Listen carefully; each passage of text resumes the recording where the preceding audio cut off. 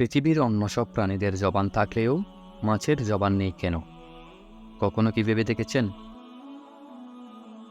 একবার হযরত আলী রাদিয়াল্লাহু তাআলা আনহুকে এক ব্যক্তি প্রশ্ন করলেন, হে আলী, পৃথিবীর অন্য সব প্রাণীর জবান থাকলেও মাছের কেন জবান নেই? মাছ কেন পানিতে বাস করে? জবাবে হযরত আলী রাদিয়াল্লাহু তাআলা আনহু বলেন, মাছেরও জবান ছিল এবং তারাও কথা বলতে পারত, কিন্তু তারা নিজেদের উপর জুলুম করার কারণে আল্লাহ তাআলা তাদের জবান কেড়ে নিয়েছেন। পরে ওই ব্যক্তি আবার প্রশ্ন করলেন, হে আলী, মাছেরা নিজেদের উপর কি জুলুম করেছিল? তখন আলী রাদিয়াল্লাহু তাআলা আনহু পুরো ঘটনা বর্ণনা করেন।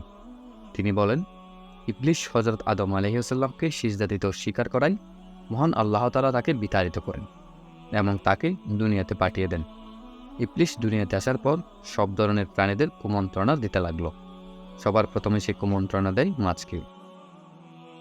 ইবলিস মাছকে বলে, সাবধান, মানুষ এসে পৃথিবীতে জুলুম অত্যাচার করে ঘুরে বেড়াবে, তোমাদেরকে জীবিত অবস্থায় টুকরো টুকরো কেটে খাবে। সেই সময় মাছেরা জলস্থলে চলাচল করতে পারত এবং কথাও বলতে পারত। মাছেরা ইবলিসের এই কথা শুনে সমুদ্রের অন্যান্য প্রাণীকুলকে একত্রিত করতে লাগল। তখন মহান আল্লাহ তাআলা মাছের কথা বলার পাশাপাশি তাদের স্থলে চলাচলের ক্ষমতা বন্ধ করে দেন।